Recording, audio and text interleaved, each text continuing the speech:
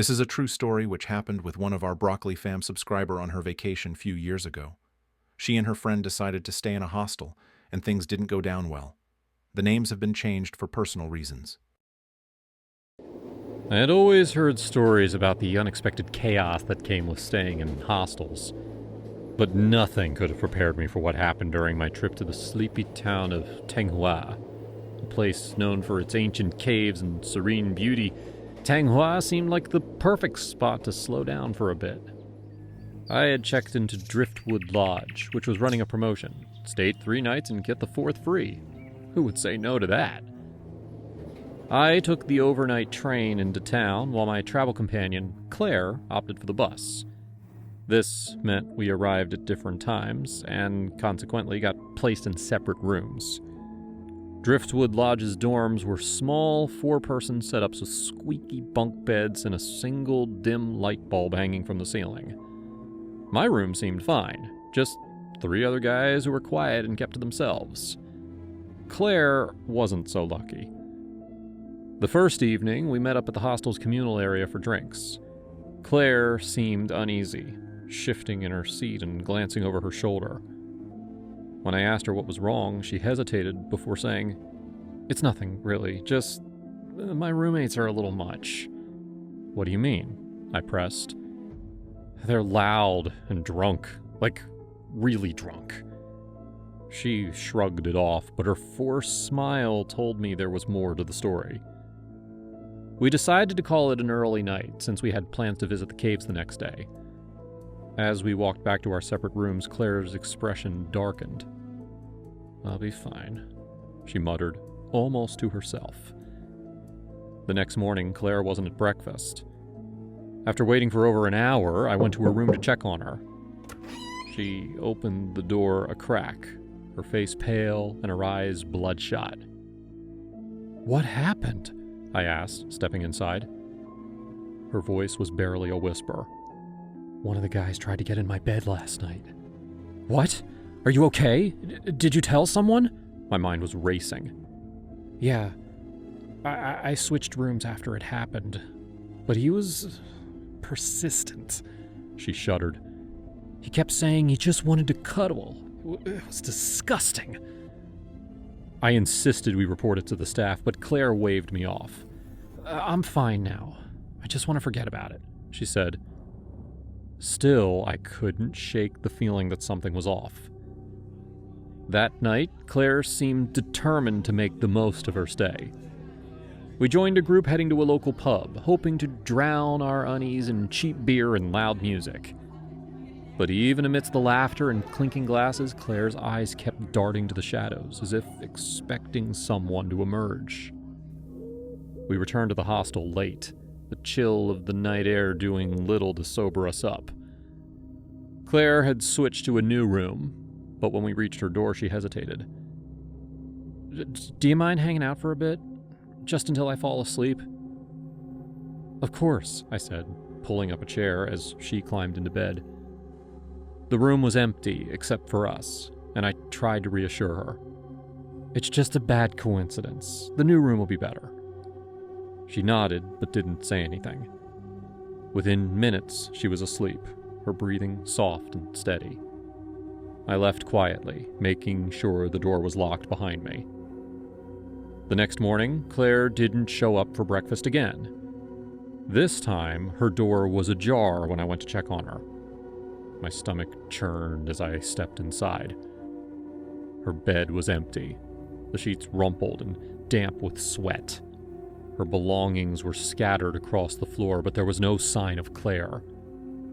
Now, my first thought was that she had left early for a walk, but something about the room felt wrong. The air was heavy, almost suffocating, and the light bulb flickered weakly. I went to the reception desk to ask if anyone had seen her. The staff member on duty, a young guy with dark circles under his eyes, frowned. "I don't remember her leaving this morning," he said. "But maybe she went with one of the tour groups." That didn't sit right with me. Claire wasn't the type to leave without her stuff. I decided to check the nearby cafes and shops, asking anyone I could find if they had seen her. Nobody had. By the time the evening rolled around, panic was setting in. I returned to the hostel and went straight to the staff again. This time, the manager got involved. "We'll check the security cameras." The footage was grainy, but it showed Claire entering her room the night before. No one else went in or out until the early hours of the morning, when the screen suddenly filled with static. When the feed resumed, Claire's door was open, but the hallway was empty. Maybe she's playing a prank, or... The manager's voice trailed off. "She wouldn't do that," I snapped. "Something's happened to her." The manager, shaken, called the police. They arrived quickly, 2 officers with tired eyes and a general air of disinterest. They listened to my story, their expressions remaining unchanged. "Look, kid," one of them said, "these things happen. Maybe she got carried away, had a bit too much to drink, and decided to go for a walk. Happens all the time." "But she wouldn't leave without her phone, her wallet," I argued, frustration bubbling up. Maybe she met someone, got swept off her feet," the other officer shrugged. "Young people, you know how they are." Their dismissive attitude fueled my anger. I demanded to see Claire's roommate from the first night, the one she had complained about. The manager hesitated, but eventually relented, leading me to a small room at the back of the hostel. The man looked up from his book, startled. He had a shifty look in his eyes and a bruise blooming on his cheek. "What do you want?" he demanded. "I want to know where Claire is," I said, my voice trembling with rage. He scoffed. "I don't know anything. She was acting crazy, that's all." I didn't believe him. I lunged at him, but he was quicker than he looked. He grabbed my wrist, his grip surprisingly strong.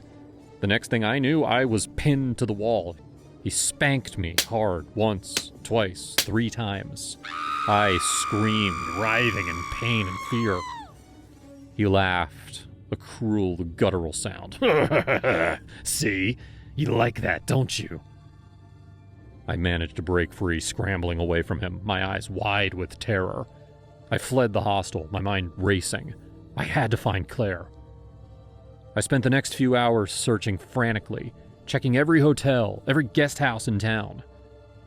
Finally, I found her at a small family-run hotel on the outskirts. She was hiding in a corner of the lobby, her face pale and drawn, her eyes filled with a mixture of fear and shame. We rushed back to the police station, Claire trembling as she recounted the events of the previous night. The officers listened, their expressions unchanged. "You should have been more careful," one of them said. "These things happen when you travel alone." "But he assaulted her!" I cried. "He tried to force himself on her!" The officers exchanged a glance. "Well, she shouldn't have been so easy," one of them muttered. Tears streamed down Claire's face. I felt a wave of despair wash over me. We left the police station defeated and broken. There was no justice for us here. We bought tickets for the first train out of Tanghua, leaving behind the horror of the past few days. The journey back was a blur of silent misery. We didn't speak for hours, each lost in our own thoughts. The incident in Tanghua left a deep scar on both of us. The carefree spirit of our trip was shattered, replaced by a lingering sense of fear and distrust. We learned a harsh lesson that night. Sometimes the world is not as safe as we like to believe, and sometimes the people who are supposed to protect you fail you miserably.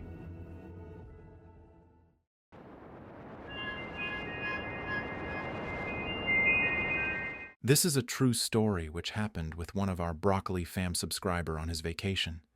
He was sleeping peacefully in his hostel bunk bed when suddenly one of the girl brought a homeless man into the hostel at night. Things went crazy afterwards. The insistent hammering on the door jolted me awake. It was 3 a.m., and the only sound that should be disturbing the nocturnal peace of the shared dorm room in the Casa Sol hostel was the distant murmur of the Barcelona night.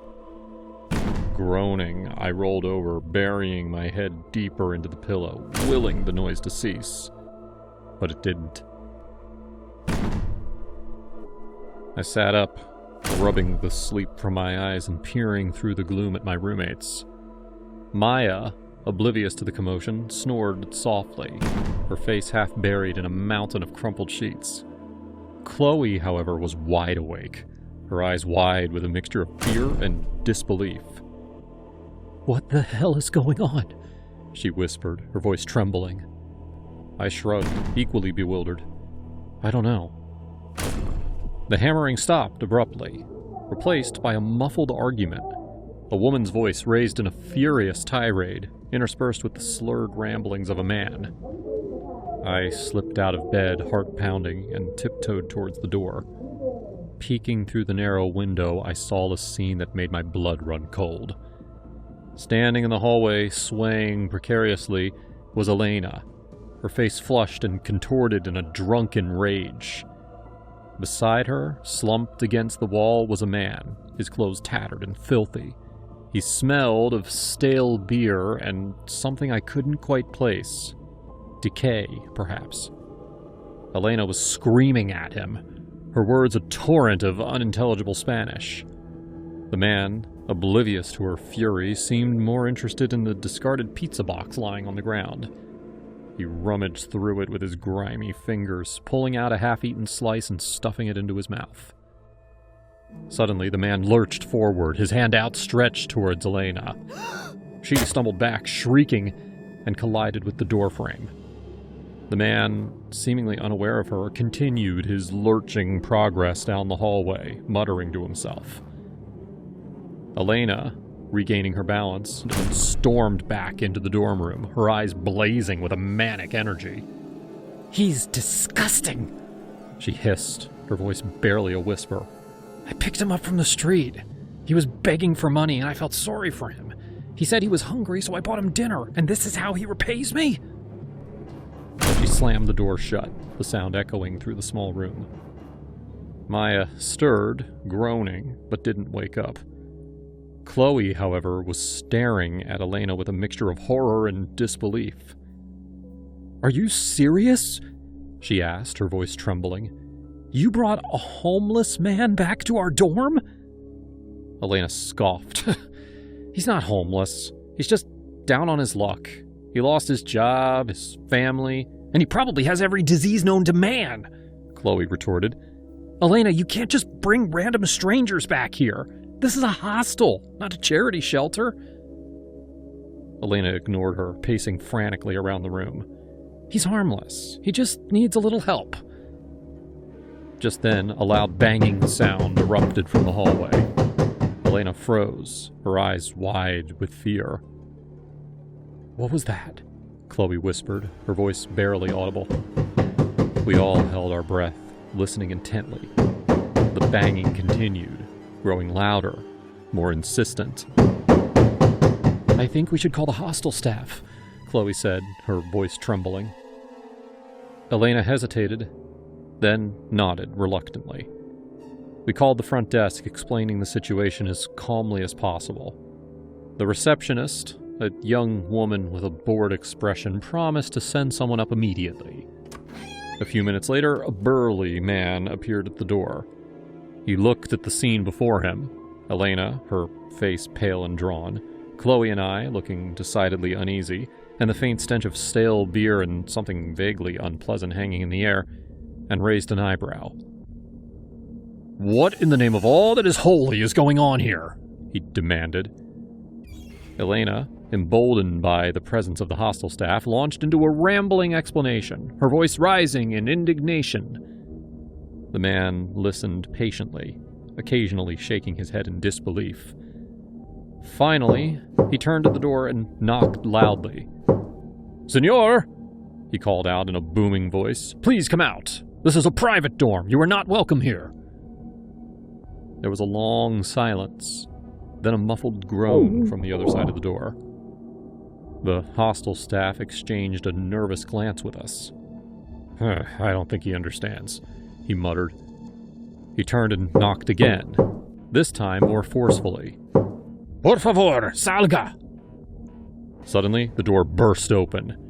The man, his eyes bloodshot and glazed over, stood in the doorway, a broken beer bottle clutched in his hand. The sight of the shattered glass sent a wave of panic through us. The staff recoiled, his eyes wide with terror. Chloe screamed, and I instinctively ducked behind Elena. The man lunged forward, the broken bottle raised high.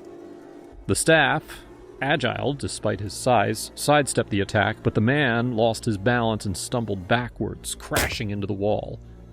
The bottle slipped from his grasp, clattering to the floor.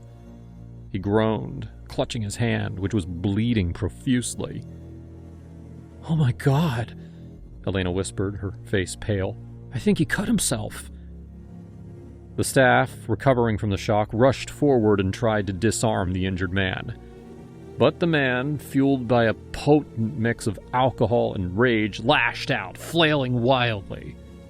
He managed to land a glancing blow on the uniform, who stumbled back, cursing under his breath. The situation quickly escalated into a chaotic melee. The injured man, despite his injuries, was surprisingly strong and agile. He lunged at the staff, who fought back with a mixture of fear and surprising dexterity. Elena, overcome with fear, began to sob uncontrollably. Chloe, her face white, grabbed my arm, her grip so tight that it hurt. "We need to call the police," she gasped. I nodded, my fingers trembling as I dialed the emergency number. The police arrived within minutes. 2 officers, their faces grim, pushing through the crowd that had gathered in the hallway. The injured man, sensing the arrival of the authorities, made a desperate attempt to flee. He scrambled to his feet, ignoring the blood that was pouring from his hand, and bolted down the hallway, disappearing into the labyrinthine corridors of the hostel. The police officers exchanged a look of concern. "He's a danger to himself and others," one of them muttered, his eyes following the man's retreating figure. The incident left a deep scar on our stay in Barcelona. The image of the man, his eyes wild with rage, the broken bottle glinting menacingly in the dim light, haunted my dreams for weeks to come.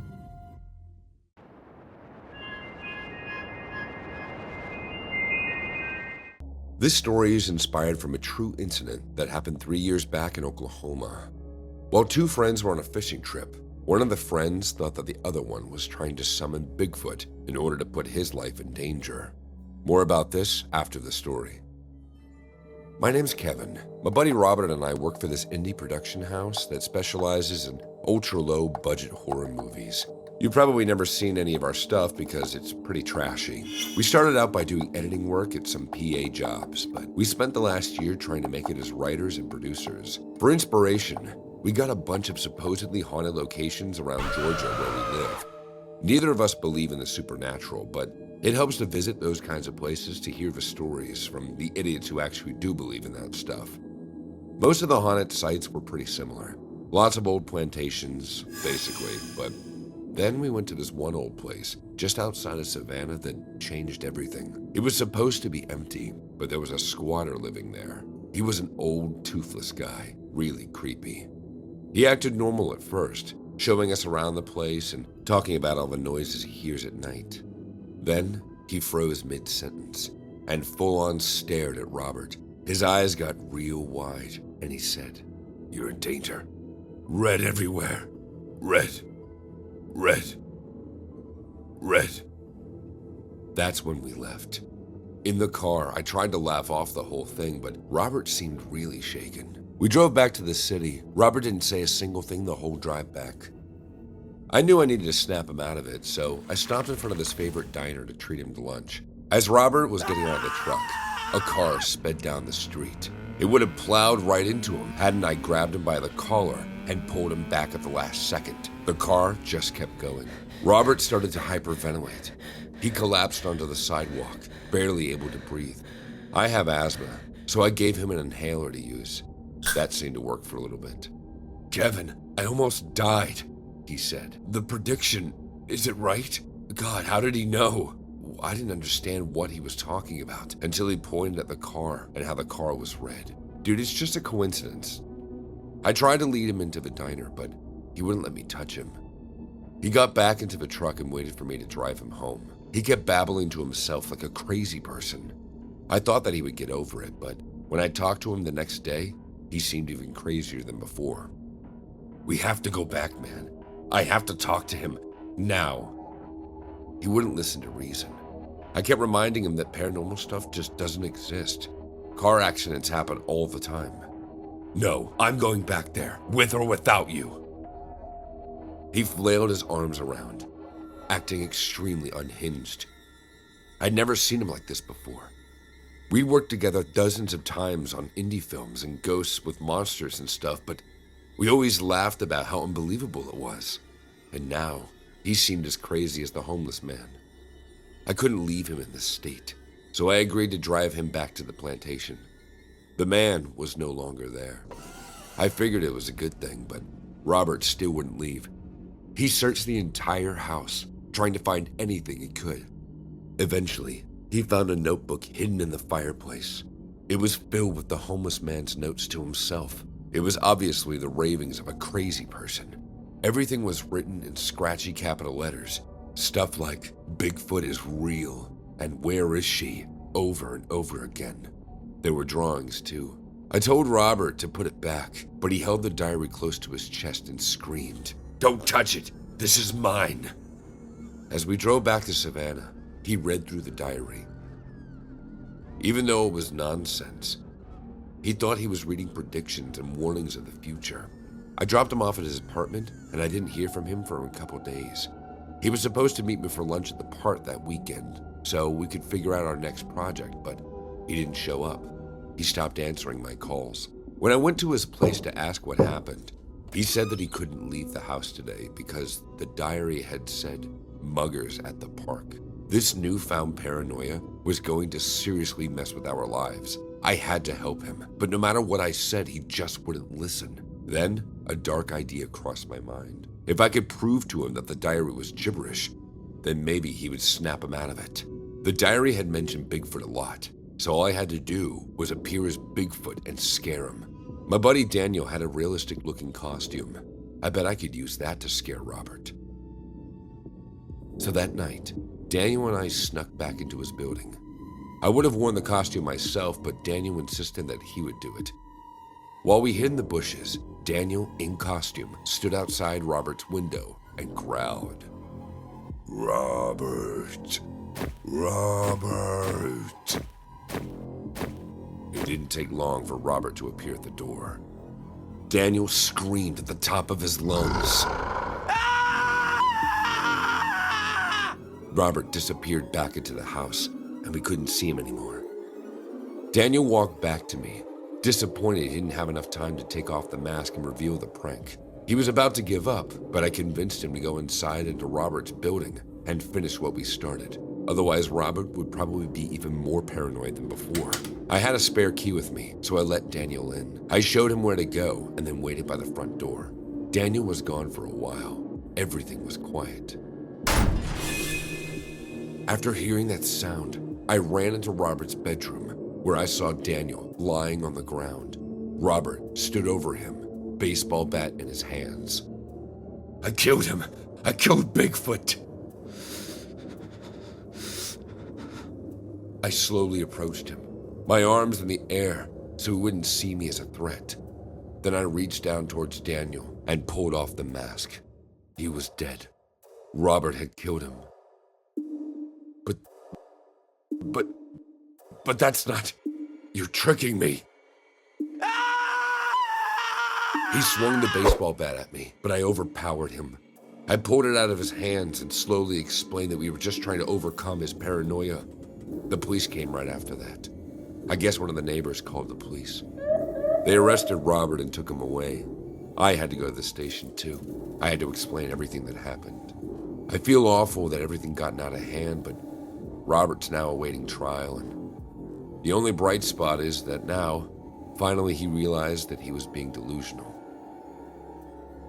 This true incident happened in Ada, Oklahoma. A man at the age of 55 was convicted of first-degree murder for killing his friend during a fishing trip in July 2022. The man claimed he believed his friend was summoning Bigfoot to kill him. He testified that strange events occurred that day, including seeing a 12-foot Bigfoot and hearing his friend howl into a drainage pipe. Suspicious, the man thought that his friend planned to drown him and feed him to Bigfoot. The two got into a fight, and the man was strangled to death. Prosecutors proved that the man acted with malice aforethought, waiting until his friend turned blue to release the chokehold. This guy is now facing life in prison.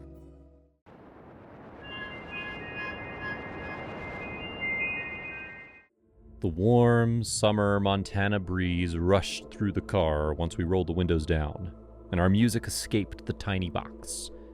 Derek, Gina, and I were on our way to a little lake in the middle of the woods, where Derek's grandparents had built a little cabin that we intended to use for the weekend. I'd never been to such a beautiful place, and the vibrant blue sky revealed exactly why they called it Big Sky Country. After driving for hours, we were almost there. As we passed the last gas station, and the last point of civilization for miles, I noticed a grisly man staring at our car as it drove by. Overalls covered with oil and soot, the man was filling up his old green truck, stacked full of tools, wood, and miscellaneous junk. We turned on the dirt road that led us to the cabin. It was a little dusty inside, but it had seen some use earlier that summer by Derek's cousins. It didn't take us long until we ran out to the dock and jumped into the crystal clear lake. We swam for a little bit before eating lunch in the sunshine. It was a great start to the vacation, as I'd never been to such a beautiful place. "I think that I'm going to lay down for a while," I said, as the sun and swimming was draining all the energy from me. "The spare bedroom has plenty of blankets, but shake everything out," Derek said. "It's been some time since anyone's used any of it." I climbed the little hill up to the cabin and found the spare room filled with blankets and pillows that all held that dusty cabin smell among them. After patting off a layer of rested sediment and swatting away a spider or two, I nestled onto the single bed and quickly succumbed to my exhaustion. When I awoke, a sticky sweat clung to every inch of my skin, and my head throbbed for water. Where I thought my energy would be replenished, it was only diminished more so. The golden hue of the early twilight hour streamed through the thin white curtains over the windows. The cabin was quiet, even after I opened the guest bedroom door and entered the living space. None of the lights were on in the cabin, and there were no signs of Derek or Gina, besides the bags they'd dropped by their doors earlier. I assumed they were still out by the lake or swimming, so I made my way down to the dock, only to find it void of my friends. "Hey, guys," I called out, as an uneasy bubble began percolating from gut to throat. Only the cheerful chips of the crickets responded. As I walked up the hill to the cabin, a loud slap came from the woods nearby. I froze in my tracks and waited for the source of the noise. I assumed it was a deer, but the back of my head told me that it had to have been something rather big to make such a noise. I hustled back to the cabin. "Guys?" I asked as I entered and closed the door behind me. When there was no response, I locked the deadbolt. I started to think that my friends were playing a prank on me when I found the note on the kitchen countertop. It was written by Gina and explained that they'd gone to the store to get some liquor. I set the note down and checked out the window in the direction of the snapping sound I'd heard. It was near impossible to see anything between the twisting shadows of the hulking trees. In the thick of the trees, it already appeared to be night, even though the sky still carried a heavenly glow. I took up one of the magazines that I brought along and sat on one of the couches, where I planned to wait until my friends returned. A small squeal escaped my lips, and I dropped the magazine as a horrid, raking noise came from the side of the cabin. Although I was hesitant, I peeked out the window. It was even darker now, to not find anything. As I searched the room for a light switch that would turn on a patio light, another scratch came from a different portion of the house. I found the switch for an outside light in the kitchen, where I conveniently grabbed one of the cooking knives. A slight tapping on one of the glasses, turned into a loud crackling as the glass shattered. Suddenly, I thought about the man we'd seen when we drove past the convenience store. Had he followed us? What sort of things would he be capable of doing? I tried to think of what else it could be, but all I could imagine was that man breaking into the cabin and taking me with him. My mind raced and panicked as I rounded the corner with the knife point held high. Nothing but a few wisps of the fading dusk light streamed in the broken window. I checked over my shoulder, getting the sudden feeling that someone was standing with me in the room.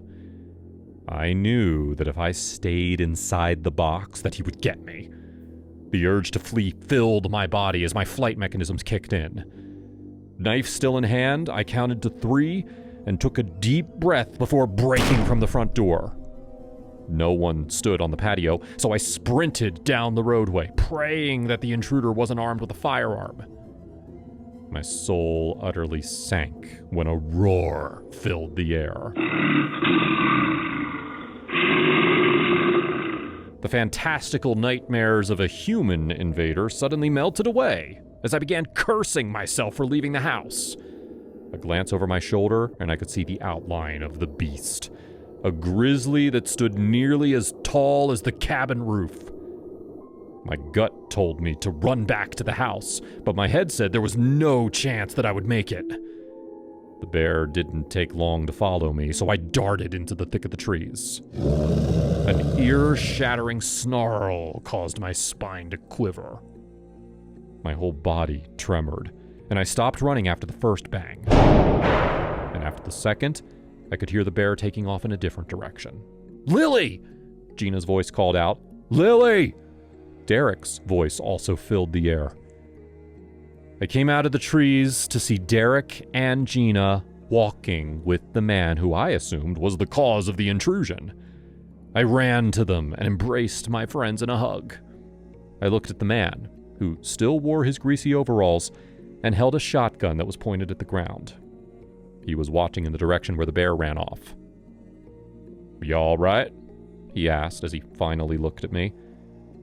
I expected harsh, piercing eyes, but they were kind and gentle. "The bears around here always like easy food that people leave behind." "Thank you," I said. We stayed long enough to board up the window, then began driving home.